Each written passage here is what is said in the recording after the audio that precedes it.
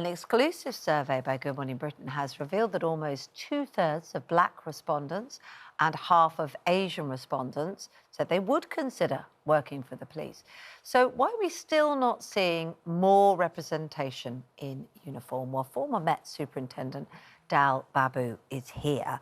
The survey is fascinating and heartwarming. Actually, I found it to think that the will is there. The concern, of course, is why then are we not seeing that representation, particularly at senior level?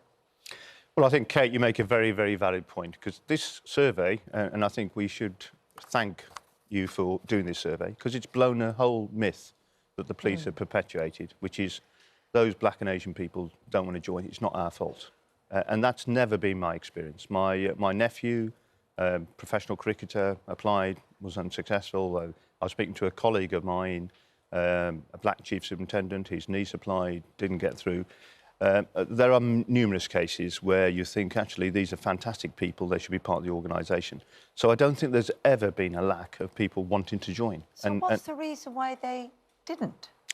Well, if I can give you an example, yeah. When I was asked to do a project on lack of representation, and I looked at some interviews, and there was two people who were being interviewed. There was a black man who was being interviewed. He was specifically asked questions around his views on cannabis, and he didn't get in. There was a white man interviewed by the same panel, and he wasn't asked a question about cannabis. He had a conviction for public order. So he'd been involved in a fight, and he was allowed in. Wow. So was there something about the response to the question of the cannabis that was an issue, or do you put it down to race? I think it was a racism there. You know, you have a black man there. There was all the myths about black people smoking cannabis. So he was asked about, what's your view on legalising cannabis? Now, if you're going to ask that question of one person, you would expect the same panel to ask the question of another person, but they didn't. So they didn't ask the white candidate. And the white candidate had a conviction. Do you know what the conviction was? I mean, public order offence. Public order, right. Yeah. And so they were allowed. They were allowed in. And I think, in some ways, for me, it just epitomised the challenge we have. So what your survey does very, very clearly, it shows it's on the police. You know, our communities, our diverse communities, that have language skills, have experience of living in diverse communities, want to join. It's how they get in. I mean, I've been fascinated to hear what the police's response is to look at every single stage why fewer and fewer black and Asian people get through it, every process. Because, I mean, the police, you know, it goes without saying, is one of the most important institutions, one of the important services in our country that can really be representative. And I think of, you know, black and Asian communities, they look up to the police. Oh, police officer, we have, and everyone should. We all respect the police. So it's really important that we have that diversity in that workforce, because supposedly when it comes to tackling crime, and, you know, it would help having black and Asian people in that workforce. Now, I can't understand why, just simply on that basis, if you're there to tackle crime, that isn't seen as being a huge benefit and therefore a real incentive to recruit. Absolutely, Adil. I don't think it's about sort of being nice. This is a practical reason. This is about making the police more efficient, making our communities safer. And I think it's a shame that it hasn't happened. I think the Macpherson report talked about a 25% target. You know, it will take the Metropolitan Police almost half a century to be representative. Okay. Jackie, you're former Home Secretary, and you must have been very conscious of these issues when you were, and certainly are very conscious of these issues now.